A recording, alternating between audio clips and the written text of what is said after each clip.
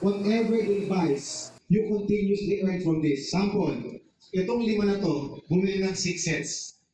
6 na buwan kang kikita sa kanila ng 7 euro. Tanong, pag bili nila ng 6 sets, after next month, nagdagdag sila ng bili dahil marami pala silang ibibenta. So, dadagdag po yung 7 euro na income nyo.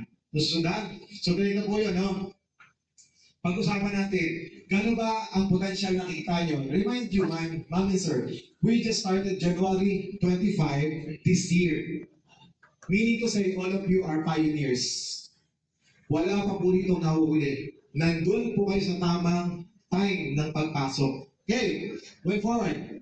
I have 5 people under my organization, just bought 5, or each of them buys 1 set.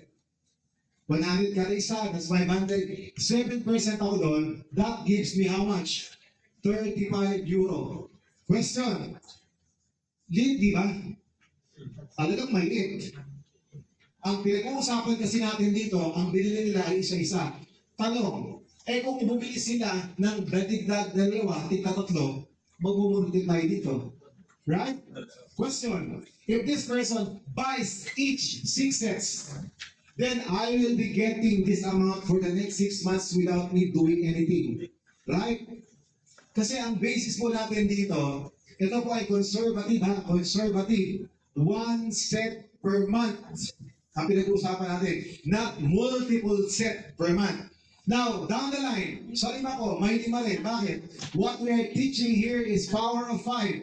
Power of 5. Okay, you can start by 3 and then eventually goes to number 5. So, direct mo, but you must create again your 5 active line. Okay, going forward. This 5 has 5 underneath, that's 25. Bumili lang yung tigit-isa, that's 2,500 points. 5% of that goes to me and that's 125 euro. That is 7,000 pesos.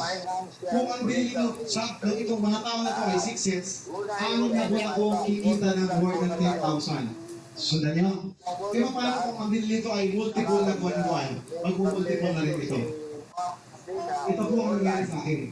Because what I took is bibili lang ng isang set kada buwan. Hindi yun ang nangyari. Okay, moving forward. Down the line, up to the 670, how much I can earn in terms of conservative income potential. I could earn an amount conservatively of 2.4 million pesos. Conservative, hear me out, for 1 month. Kung nag-materialize yung prediction. Question. Ang binibili ay isang set kada buwan. Paano kung naging 2 o 3? Times 2, times 3 ito. Paano? So, dito, sa sinasabi natin projection na ito, nakakalamang ka kasi nauna ka. Ang masama, kung 2 taon na to, imposible mo nang magawa yan. Kaya nga ito, conservative. Okay, question. 10% lang ang nagawa mo. 10% dahil ikaw ang pinakamahinang nilalang. 10% ng 2.4 million, magkano pa rin buwan-buwan? Malaki pa rin po, no? 245,000 pa din. Why am I saying this? Kasi nga, pinapakita natin dito, ito ay conservative. Ibaba natin ang productivity rate. 10% na lang ang nagawa natin. Malaki pa din. Okay, but the thing is, nakauna ka eh.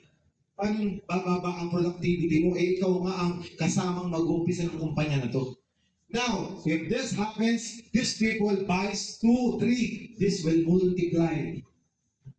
This will multiply. And that happens to me.